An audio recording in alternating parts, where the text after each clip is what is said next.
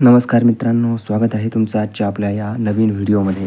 तर आजचा हा व्हिडिओ यासाठी बनवला आहे की B.Ed CETचं स्कोअर कार्ड कधी येणार आहे त्याबाबतची अपडेट आजच्या या व्हिडिओमध्ये मी तुम्हाला देणार आहे. तर चला तर मग वेळ वाया न घालवता व्हिडिओला सुरुवात करूया.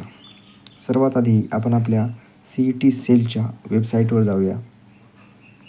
त्यावर क्लिक केल्यानंतर ह्या अशा पद्धतीने इंटरफेस ओपन होईल आणि त्या ठिकाणी तुम्हाला CET एक्झामिनर पोर्टल यावर ॲडमिशन ॲकॅडमिक इयर 2025-26 यावर क्लिक करून घ्यायचं आहे आणि त्यानंतर आपला रजिस्टर ईमेल ID टाकून लॉग इन करून घ्यायचं आहे.